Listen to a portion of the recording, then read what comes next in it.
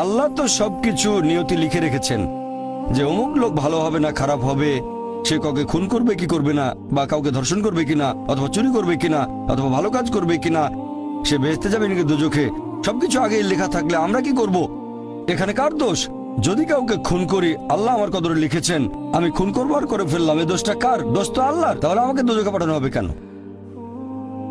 আর এটা খুবই লজিক্যাল প্রশ্ন।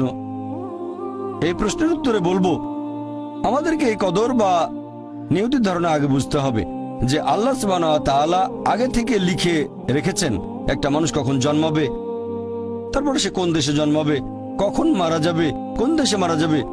আল্লাহ পবিত্র কোরআনে বলেছেন সূরা ইসরা অধ্যায় 17 আয়াত নম্বর 14 যে যখন কোন শিশু জন্ম নেয় তার কর্মগুলো আমি তার গ্রীবালগ্ন করে দিই। একজন মানুষের ব্যাপারে আল্লাহ জানেন সে কি কি করবে, ভালো না খারাপ, সঠিক না বেঠিক, সে বেহেশতে যাবে নাকি দোজখে যাবে।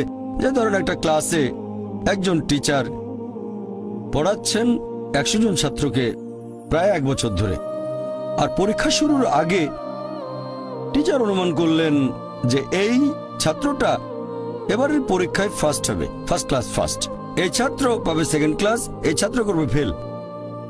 এটা আমি উদাহরণ হিসেবে বলছি।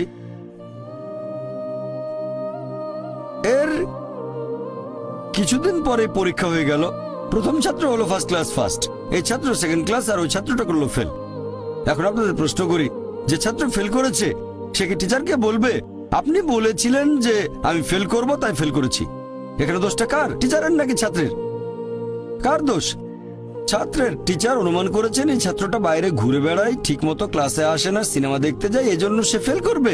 ওই ছাত্র মোটামুটি মাঝারি, এই ছাত্র খুব মেধাবী, অনেক পরিশ্রম করে, তাই টিচার পরীক্ষা শুরু হওয়ার আগে অনুমান করেছেন এই ছাত্র হবে ফার্স্ট ক্লাস ফার্স্ট, এই ছাত্র সেকেন্ড ক্লাস, ওই ছাত্র ফেল। তারপর আসলে ওই ছেলে ফার্স্ট ক্লাস ফার্স্ট, এই ছেলে সেকেন্ড ক্লাস, আর ওই ছাত্র ফেল। টিচার অনুমান করেছেন, তার মানে এই না যে দোষটা টিচারেরই হবে। টিচার সবাইকে পড়িয়েছেন সঠিকভাবে, সমানভাবে। একইভাবে আল্লাহ সুবহানাহু ওয়া তাআলার আছে ইলমে গায়েব, তিনি ভবিষ্যৎ সম্পর্কে জানেন। কিছু জিনিস ঠিক করা আছে যে এই লোকটা জন্মাবে অমুক দেশে, জন্মাবে অমুক দিনে, আর সে মারা যাবে অমুক দেশে অমুক তারিখে, ইত্যাদি ইত্যাদি। তার পরিবেশ ধনী হবে নাকি গরিব হবে, তবে পছন্দটা এখানে আপনার। যেমন ধরেন 12 স্ট্যান্ডার্ড পাস করার পরে অপশন আপনার হয়তো ইঞ্জিনিয়ার হবেন, অথবা ডাক্তার হবেন, বা একজন আইনজীবী। এখানে পছন্দ আপনার, ঠিক করলেন আপনি হবেন ইঞ্জিনিয়ার। এখন আল্লাহ এটা আগে থেকেই জানেন যে 12 স্ট্যান্ডার্ড পাস করার পরে আপনি ইঞ্জিনিয়ার হওয়ার চেষ্টা করবেন, তাই আল্লাহ আগে লিখে রেখেছেন। ব্যাপারটা এমন না যে আল্লাহ লিখে রেখেছেন বলে আপনি বেছে নিচ্ছেন, যেহেতু আপনি এটাই বেছে নেবেন তাই আল্লাহ আগে লিখে রেখেছেন। এখানে পছন্দ আপনার, তবে আল্লাহ আপনার পছন্দ জানেন। যেমন ধরেন একটা রাস্তার মোড়ে আসলেন, সামনে 5টা রাস্তা, রোড নাম্বার 1 2 3 4 5, এখানে পছন্দ আপনার, বেছে নিতে পারেন রোড নাম্বার 1 2 3 4 5। আপনি গেলেন রোড 2-এ, এটা আগে থেকেই লেখা আছে আপনার নিয়তিতে যে আপনি যাবেন 2 নম্বর রোডে।